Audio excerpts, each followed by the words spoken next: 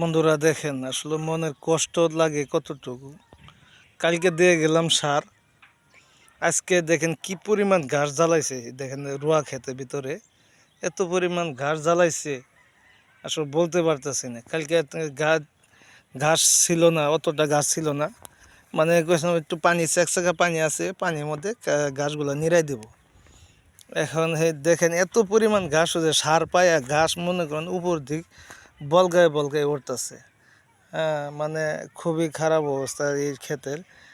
এই খেতে মানে এই ধানের গোছা থেকে ঘাসগুলাই বেশি দেখা গেতেছে, বুঝছেন।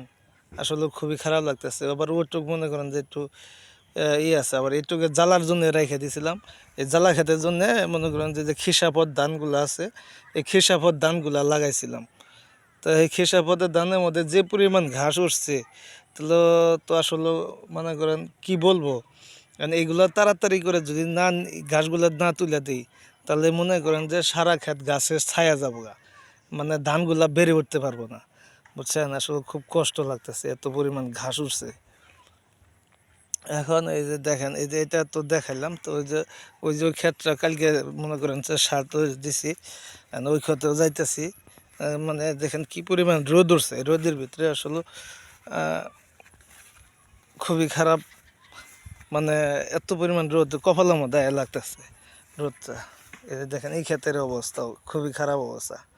মানে এখন এই ঘাসগুলো যদি তাড়াতাড়ি করে যদি না নিড়াই দিই, তাহলে ধান গুনে খুব কষ্ট হবো, মানে বেড়ে ওঠার মতো খুব দুম ফাটে যাবো ধানের, এই অবস্থা,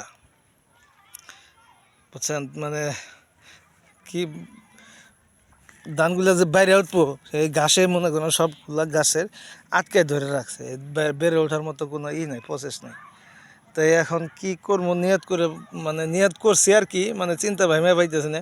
তো চিন্তা ভাবনা করছি যে এই ঘাস মানে মারার জন্য মানে ক্ষেত বোঝাই করে পানি দেওয়া যাবে, মানে এই যে মোটর থেকে পানি আনা লাগবে, পানি আইনা বোঝাই করে পানি সিঁচা লাগবে। পানি সিঁচে ওই আপনার ওই চেঞ্জার বিষগুলো আছে, ওই বিষগুলো দিলে পরে গাছগুলো এখন মনে করেন যে কিছুটা রক্ষা পাওয়া যায়, গাছগুলো মরে যাবো। মানে এটা সিস্টেম, মানে মানে সিস্টেম বলতে নিয়ত করছি, মানে 2-1-এর মধ্যে দিব ইনশাল্লাহ। এই ঘাসগুলা যদি না করে, তবে সার দেওয়া নেই ধানগুলো, মানে ধানের এই গোছাগুলো একটু ভালোই লাগতেছে, বেড়ে উঠছে। এই ঘাসগুলো তাড়াতাড়ি করে যদি না নিড়ে দিই, না তুলে দিই, তাহলে মনে করেন সমস্যা হয়ে যাবে। তো আমি একটু আপনাদেরই আসলে দেখাই বিকালবেলা প্রাকৃতিক দৃশ্যটা আসলে খুবই ভালো লাগতেছে।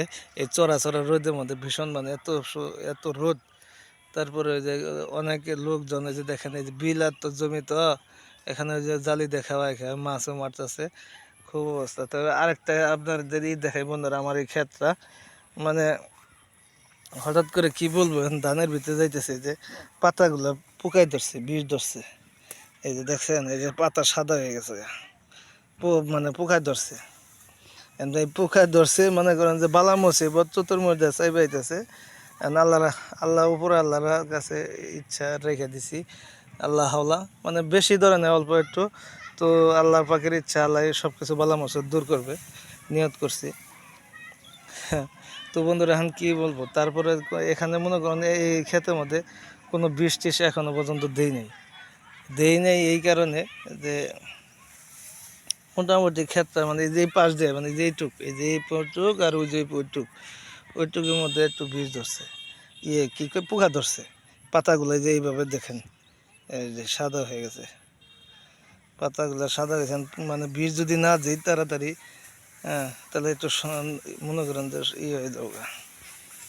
তবে আল্লাহ ভরসা, আবার সম্পূর্ণ ধরে নাই, আল্লাহর কাছে করে রাখছি।